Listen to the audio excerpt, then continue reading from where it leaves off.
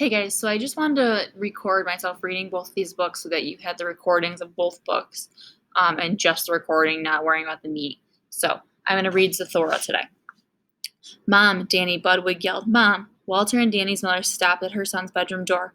Walter, she said, get off your brother. Honestly, if you don't stop pulling on his nose like that, it'll end up looking like an elephant's trunk.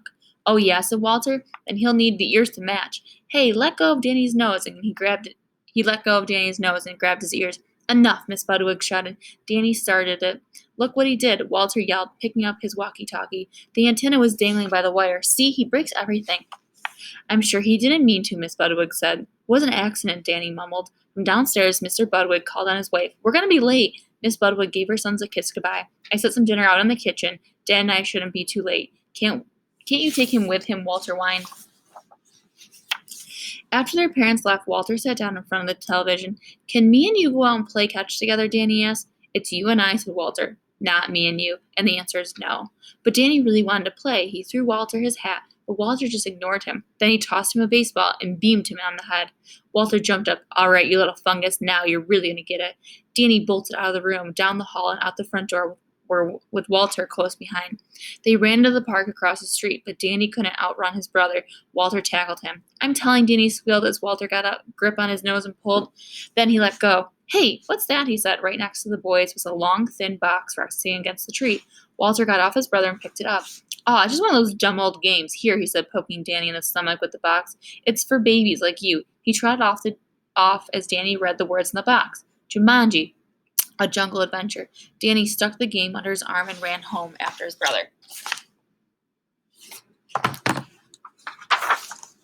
Back inside, Danny looked at the box. It was covered with pictures of jungle animals. He took the dice out, some tokens, and a very plain board game. Walter was right. It was a babyish game, and probably boring too.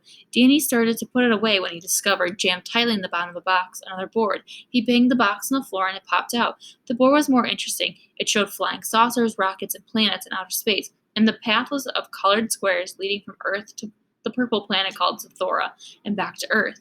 Danny put a token on Earth and rolled the dice. After he moved along the path, something surprising happened. A buzzing sound came from the board, and with a click, a small green card popped out of the edge right in front of him. He picked it up and read, Meteor showers.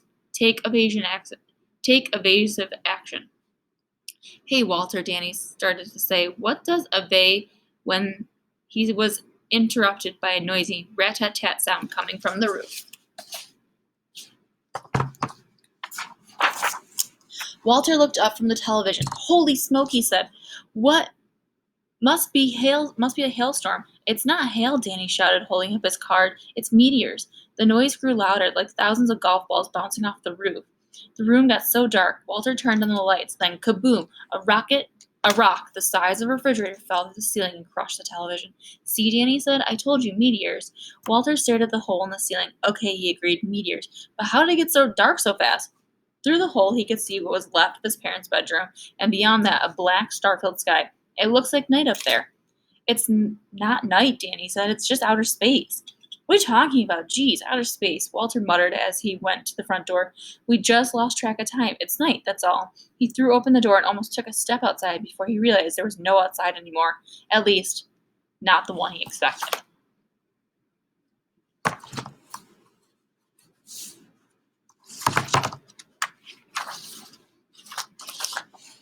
See, said Danny, outer space. He led Walter back to the living room and showed him the Zathura game board and the card.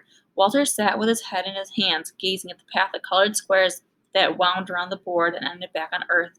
Looks like, said Danny, we keep on playing or we're going to end up here forever. Great, said Walter. Up here, with you forever. He took a deep breath, put a token on Earth, and rolled the dice and moved along the path. The board started buzzing and click, a card popped out.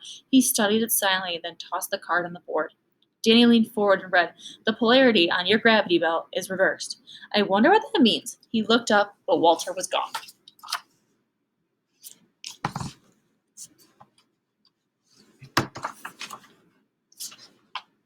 Walter, he called out. Up here, answered Walter. Danny looked up to see his brother pressed against the ceiling. I've lost my gravity. That's not all you're going to lose, Danny said nervously, because he could see that Walter was being pulled slowly toward the hole in the ceiling and a lonely trip into outer space. Walter realized it too and started crawling on the ceiling, but he couldn't keep himself from moving closer and closer to the hole. Danny looked around. Lying next to the meteor was the cord from the shattered TV. He tossed it to Walter, who knotted it tightly to his belt. Danny grabbed the end of the cord and then tied his brother to the sofa.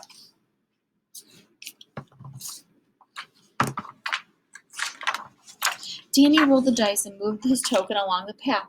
Click! Out popped another card. The gyrosphere is malfunctioning. Suddenly, the house tilted. Everything in the room slid to one side, and Danny got buried under the mountain of furniture. He slowly dug himself out, clutching the game, only to find that Walter was floating back toward the hole in the ceiling. Danny tied him to the sofa again and handed up the dice.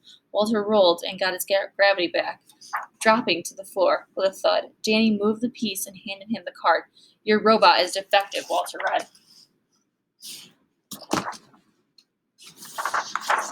From the hallway came the sound of rattling metal and a steady clank, clank, clank.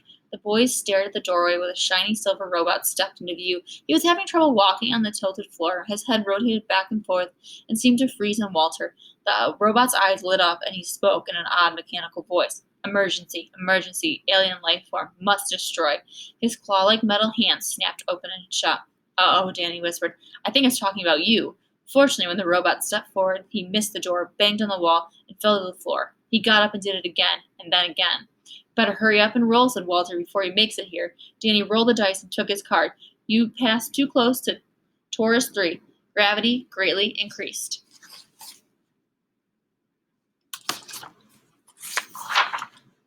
The room began to level out, but something strange was happening to Danny. Walter looked at him. Holy smoke, he said. Danny was getting shorter and wider, too.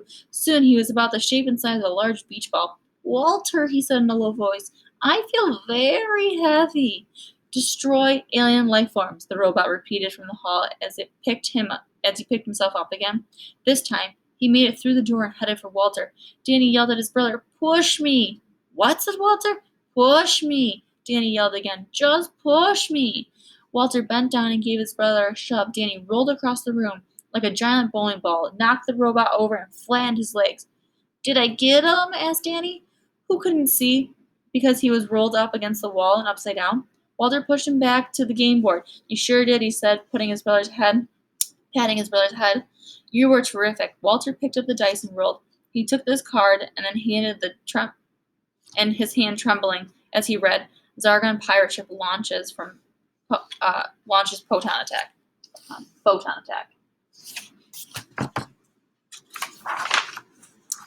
Through the window, the boys saw a spaceship. 2 points of light shot from the ship and headed directly for the Budwig house. The first one hit the chimney and sent bricks falling into the fireplace. The second hit the upstairs bathroom. Water began dripping from the hole in the ceiling. Walter handed the dice to Danny, who had a hard time lifting his short, heavy arm. He rolled, and Walter moved his token for him slowly. He slowly returned to normal shape. A card popped out. Danny read it silently. This is bad, he said. Zargon pirate boards your vessel. The room shook as the spaceship banged up against the house. The boys heard footsteps on the roof. Through the opening in the ceiling, they saw something or someone climb through the hole in the roof and enter the room above them. Danny and Walter moved to the hallway, standing behind the flattened robot. They held each other, too terrified to move. A humming sound came from their feet. They looked down and they saw the robot's eyes light up. He lifted his head, fixed his eyes on the hole in the ceiling, and spoke. Alien life form must destroy. His claw-like hands twitched, but he couldn't get up. Danny and Walter helped him to his feet. He staggered forward as the pirate's scaly tail and lizard-like legs swung down from the hole. The robot lifted one of his claws and snapped it sharply on the creature's tail. The Zargon howled, jerking himself back through the hole. The robot still attached, he thrashed and wailed, banging against the walls overhead. Then, minus one arm, the robot dropped through the hole. The boys heard the Zargon scramble across the roof and saw the flash of rockets as his ship sped away.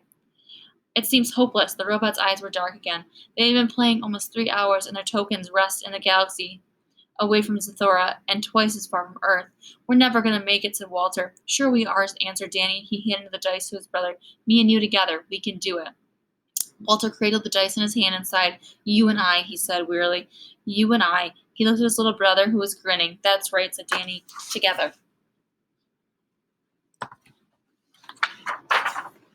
Walter rolled the dice 1 and 2. He moved his token to the only black square on the board. The card popped out. You've entered a black hole. Walter read, go back in time, 1 hour for each mark on the dice. He jumped up and looked around the room. You see any black holes? His brother pointed to the floor. A black spot was slowly spreading under Walter's feet, like a perfectly round puddle of ink. At first, Walter thought he was sinking into it, but the hole was rising. He turned to run, but he could not feel his feet. Then, as the hole rose higher, he couldn't feel his legs either. What's going on? He cried. Danny looked like he looked below the disliked hole. Walter, he said, the bottom part of you is gone. As the hole rose higher and higher, there was less and less of Walter, until his head remained. Danny tried to pull on the hole to save what was left of his brother, but his hands passed through the blackness as if it were made of smoke. His chin dropped to his chest, and he began to sob. Danny, Walter cried softly. Danny looked up at his brother's floating head. Danny, he began, I never told you this, but and that was all he got to say, because the hole kept rising past his mouth, his nose, and finally over the top of his head.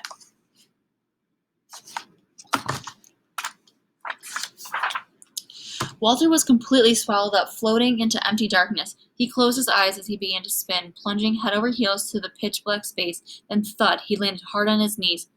There was something in his arms, something wiggling around. He opened his eyes and found himself back in the park by his house. He had an arm wrapped tightly around Danny's neck and a hand gripping the boy's nose. I'm telling, Danny squealed. Walter let go and fell back on the grass. He was dizzy, very dizzy. Danny jumped up and started to run, but stopped. Hey, he said, what's that? He went to the tree and picked up the box resting against the trunk. He held the box out to Walter. Look, he said, it's some kind of game.